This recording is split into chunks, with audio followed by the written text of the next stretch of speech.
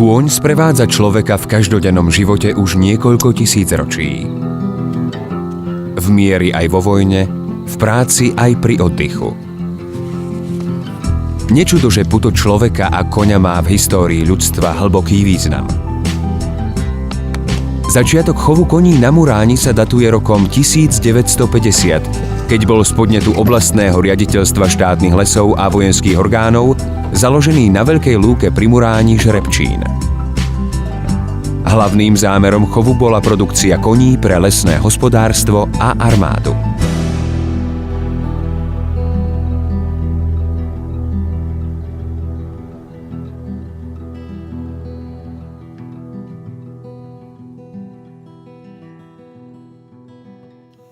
Chovné ciele žrebčína na Veľkej lúke sa menili podľa požiadaviek lesných závodov na exteriér a užitkovosť ťažných koní v 3 základných etapách. Chov hucula v čistokrvnej forme, zmohutňovací proces hucula krížením s plemenami fjord, hafling a norik a napokon chov norika. Tieto chovné etapy nie sú presne časovo ohraničené a prirodzene sa navzájom prelínajú.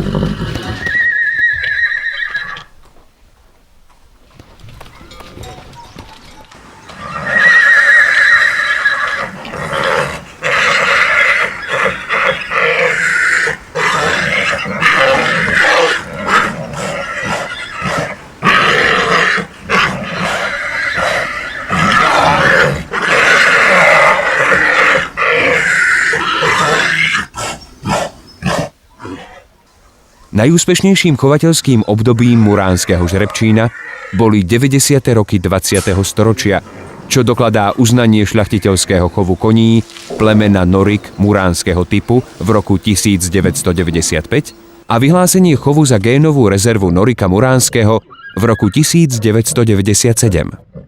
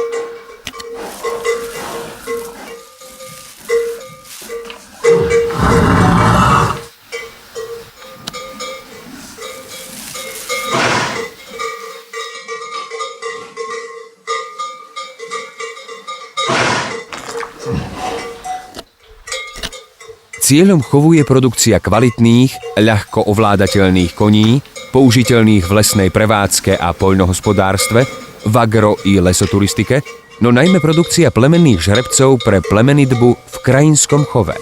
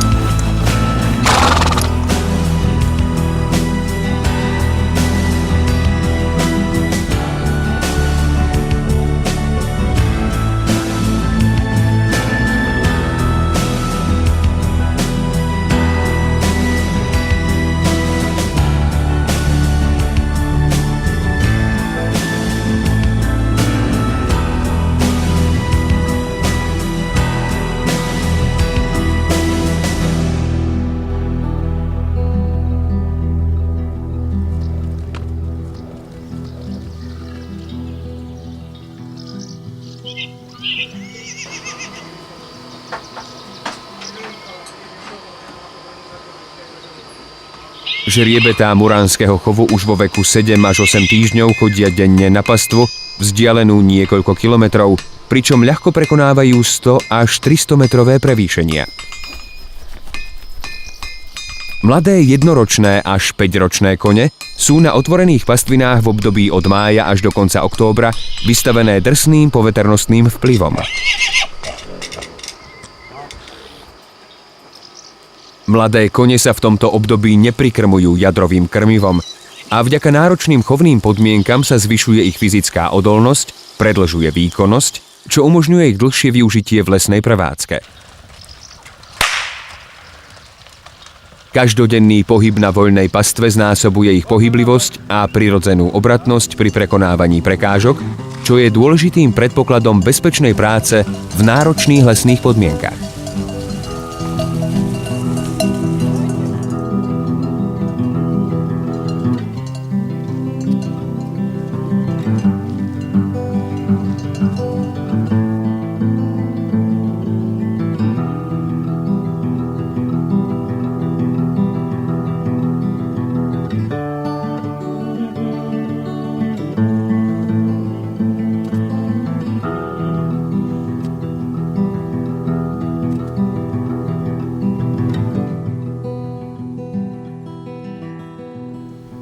Predkovia Norika boli príbuzní ťažkých horských koní, vhodných do záprahov a na nosenie ťažkých nákladov. Dnešný chladnokrvník norického typu dospieva v 4. až 5. roku. Je silný, kostnatý, suchý, s menším výskytom štetín, kopytá má dobre utvárané, pevné a pružné. Kĺby má menej výrazné, sponku krátku a pevnú. Charakterizuje ho stredne veľký obdĺžnikový rámec s dobrým osvalením, ťažšia hlava s výrazným okom, krk má stredne dlhý, stredne vysoko nasadený, s mierne výrazným kohútikom a dobre uhlovanou lopatkou.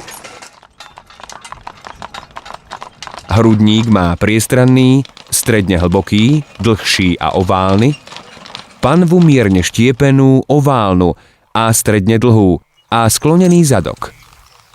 Tieto danosti doplňa primeraný temperament, dobrý charakter, pracovitosť a dobrá ovládateľnosť.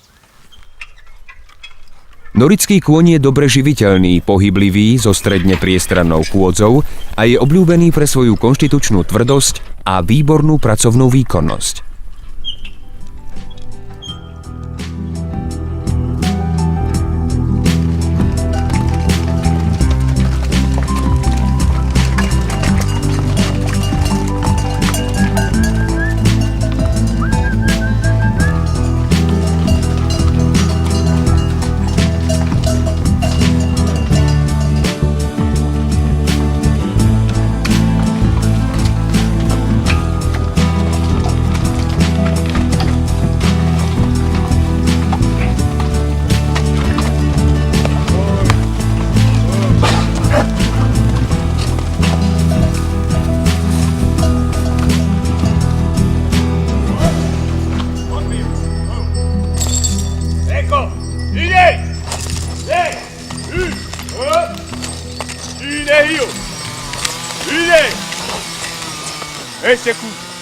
Aj keď je súčasná práca v lesnom hospodárstve vysoko mechanizovaná, súčasnou technikou nemožno vždy priblížiť všetku vyťaženú drevnú hmotu.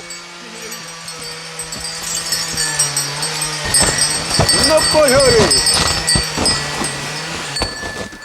Přihymíčkanej! Jídalej! Jídalej!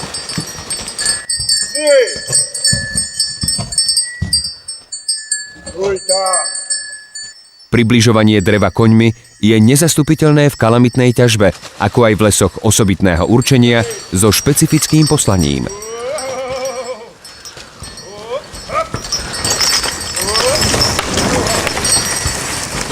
Ďalšie využitie koňa okrem zalesňovacích prác, poľovníckych činností a agroturistiky je čoraz perspektívnejšie aj v hypoterapii, no osobitný význam nadobúda pri hospodárení so vzácnymi prírodnými zdrojmi, pretože práca s koňmi v krajinotvorbe má všetky potrebné ekologické atribúty.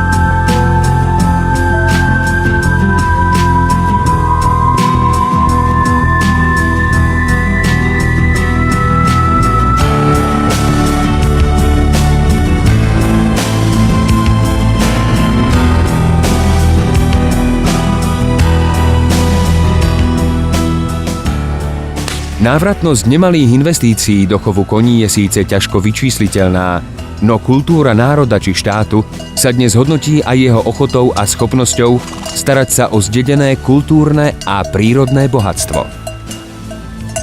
Keď nechceme zostať dlžníkmi svojich potomkov, musíme zveľaďovať všetko, čo nám nezištne odovzdali naši predkovia. Iba tak naozaj pochopíme, že súčasné stádo kobýl a plemeníkov v muránskom chove predstavuje nielen materiálnu, ale predovšetkým neoceniteľnú biologickú a kultúrnu hodnotu aj pre ďalšie generácie obyvateľov Slovenska.